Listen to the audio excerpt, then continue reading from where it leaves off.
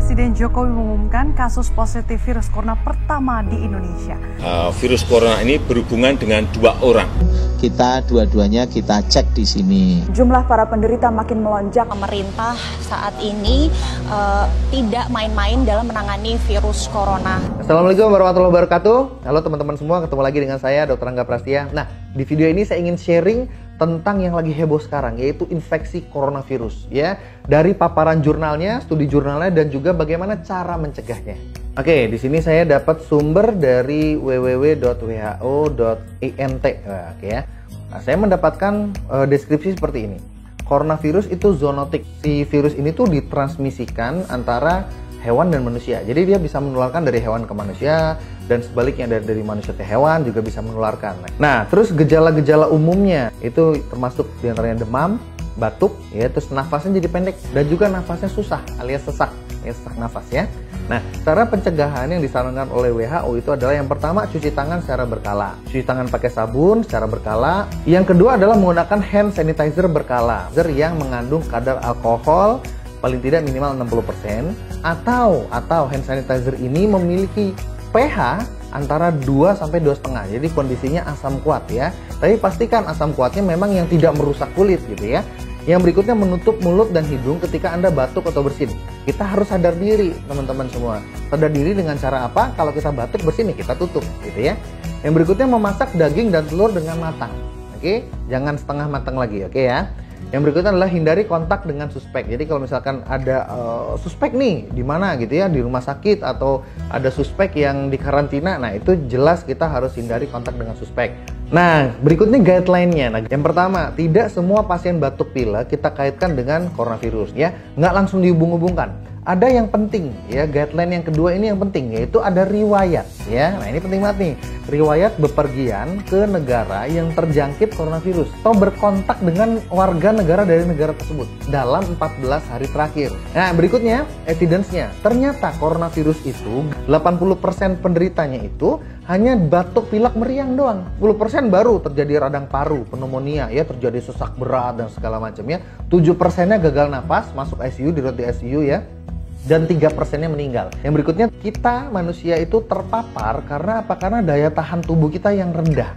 Ketika diumumkan, wah Indonesia ada nih yang positif coronavirus, langsung panik massal. Aduh, hati-hati.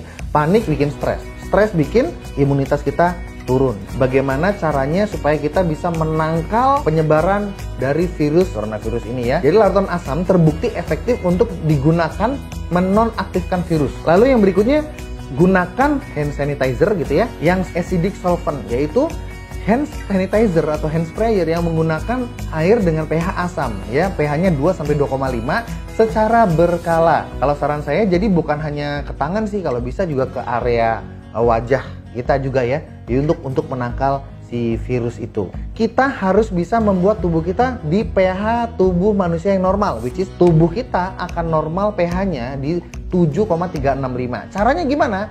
Caranya simpel ya. Kita memproteksi diri kita dan keluarga kita dengan mengkonsumsi makanan-makanan dan minuman-minuman yang bersifat alkaline atau basa, which is itu terdapat di sayur-sayuran dan buah-buahan. Dan selain itu juga, air minumnya juga pilih air minum yang pH-nya basa. Contohnya air zam-zam itu pH-nya basa ya. Banyak juga air yang dengan pH basa yang dijual di minimarket, di supermarket terdekat di wilayah rumah Anda. Jurnal berikutnya, Jurnal Mikrobiologi dan Infectious Disease. Di jurnal ini saya menemukan bahwa yang pertama, kerusakan jaringan, kerusakan sel kita yang oleh virus itu ya, justru disebabkan oleh badai sitokin ya, sitokin storm yang terjadi di sel tubuh kita dan stres oksidatif ketimbang oleh virusnya sendiri. Jadi virusnya itu cuma masuk gitu ya ke tubuh, terus dia bikin badai sitokin. Nah, badai sitokinnya itu yang bikin parah. Yang kedua ini, dengan kita menurunkan badai sitokin dan stres oksidatif itu, maka secara otomatis kita akan memperbaiki gejala-gejala penyakit yang disebabkan oleh virus tadi. Yang ketiga, terapi hidrogen. Nah, ini perhatikan, terapi hidrogen adalah solusi menurunkan badai sitokin dan stres oksidatif yang paling efektif. Oke, lanjut. Kurkumin ternyata bisa memblok pelepasan sitokin loh, ya, dan juga memblok stres oksidatif. Jadi si zat kurkumin ini ajaib banget ya.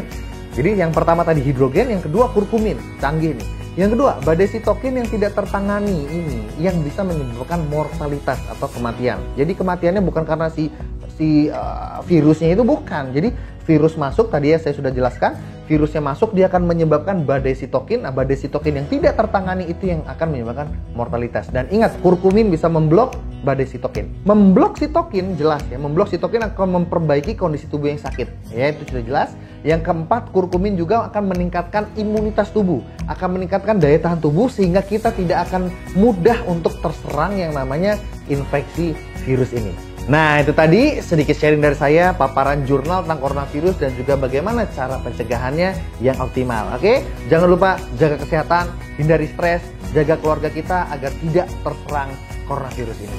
Wassalamualaikum warahmatullahi wabarakatuh.